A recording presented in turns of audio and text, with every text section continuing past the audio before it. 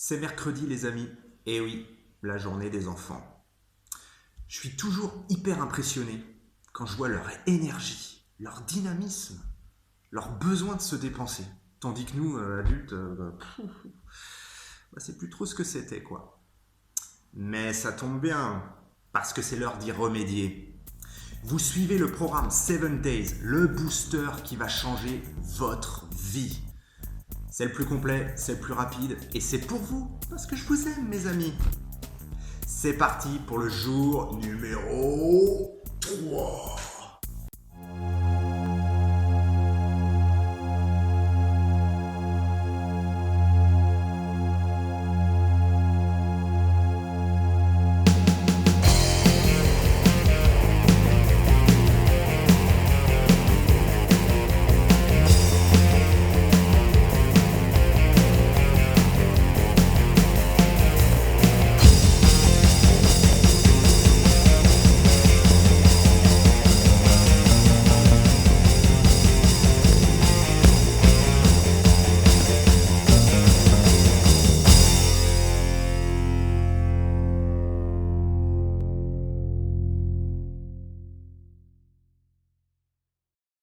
Aujourd'hui, parlons peu, mais parlons bien.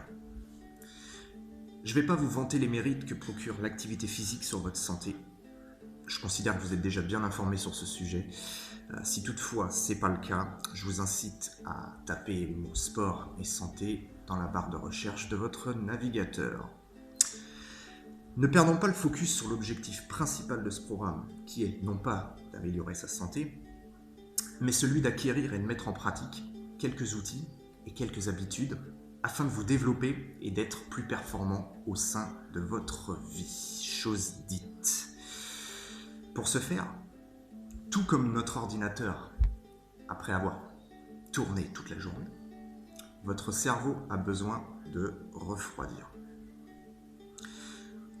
Tout comme votre ordinateur, après avoir passé la journée à effectuer des calculs compliqués, votre cerveau a besoin d'être nettoyé. Sachez que l'activité physique est en mesure de répondre à ces deux besoins. Et oui, je suis d'accord, c'est un paradoxe. Bouger son corps revient à reposer sa petite caboche. Pour ceux qui ont vu ma vidéo « La maladie, la leçon », vous allez très vite comprendre. Pour les autres, j'explique. Lorsque nous pratiquons une activité physique, nous soumettons notre corps à un stress. Et en réponse à la douleur musculaire qui est associée, nous synthétisons l'hormone appelée le cortisol. Cette hormone permet à notre corps de concentrer un maximum d'énergie pour supporter justement cet effort. Alors évidemment, il y a plein d'autres hormones qui sont libérées en parallèle, comme la dopamine, l'adrénaline ou encore l'endorphine, etc. Et justement, faire de l'exercice permet de faire travailler toutes ces hormones, les neurotransmetteurs. Et c'est là que ça nous intéresse. Car les parties de notre cerveau qui vont être fortement sollicitées à cet instant, comme le complexe hypothalamo-hypophysaire, qui lui, au passage, gère justement la fabrication de ces neurotransmetteurs, ou encore le cervelet, ou le tronc cérébral, qui eux jouent un rôle essentiel dans nos facultés motrices, et notamment dans la coordination de nos mouvements pendant l'effort. Ces parties fortement sollicitées vont permettre à notre cortex préfrontal de se reposer, de se détendre. Je rappelle que le cortex préfrontal, c'est celui qui gère nos pensées, notre faculté d'analyse, nos réflexions, etc., etc.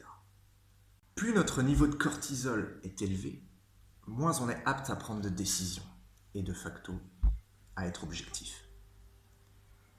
Tournons ça à notre avantage. Voilà, il y a un truc, ça me prend la tête, là, j'ai besoin de faire le vide. Ok, mais je contrôle.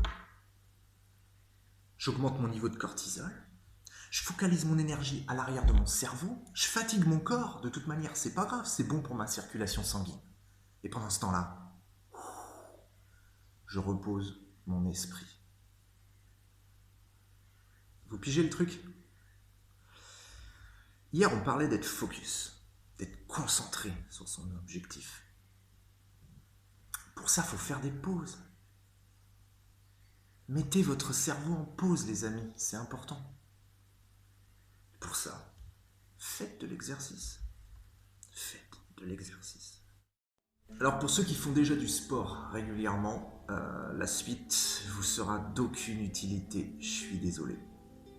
En revanche, pour les autres, vous devez vous poser 3 questions. Putain, j'adore le chiffre 3, hein. Je sais pas si vous avez remarqué, mais je fonctionne toujours en triade, hein. Première question. Quelle activité choisir? Deuxième question. À quelle fréquence? Et pendant combien de temps? Et enfin, troisième question.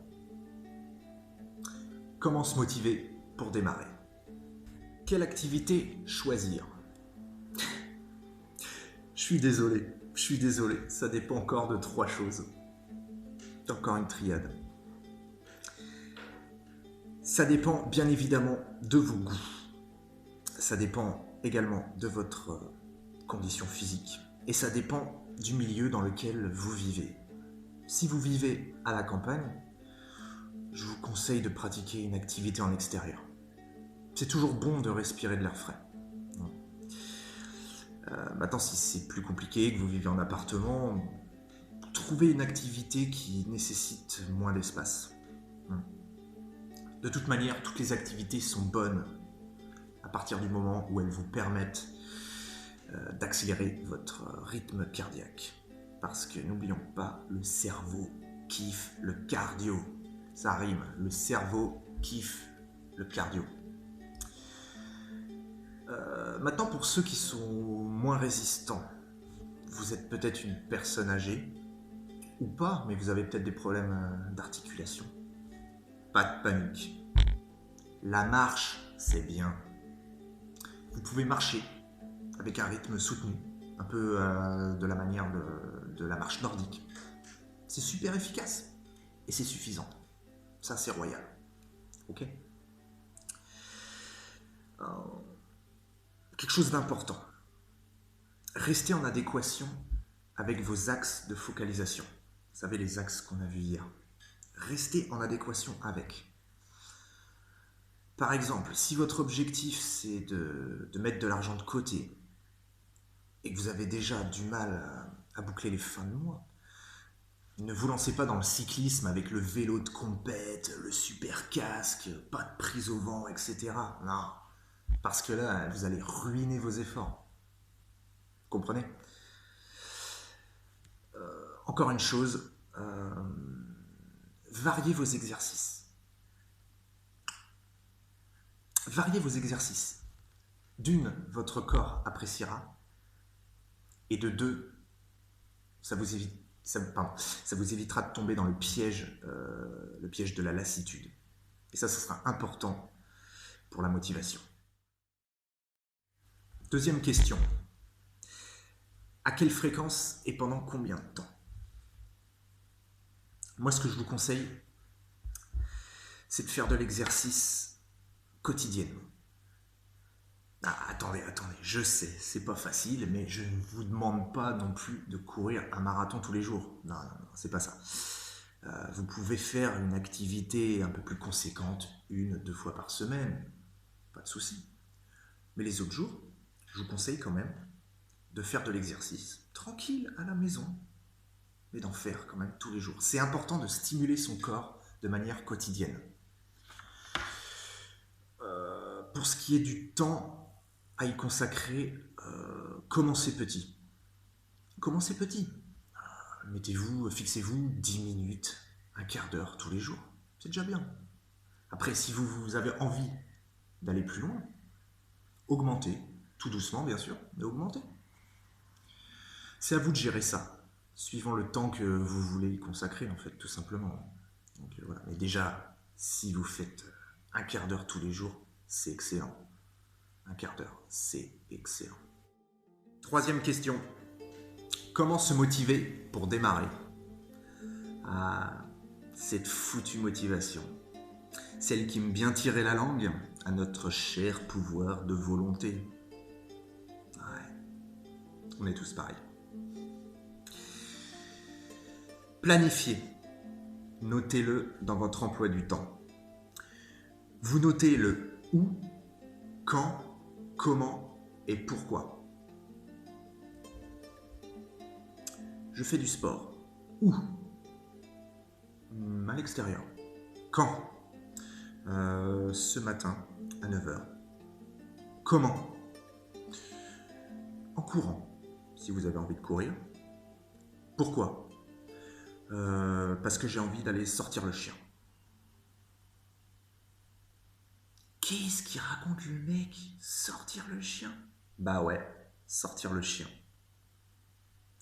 Il faut apprendre à se tendre des pièges. Ça, c'est le deuxième point.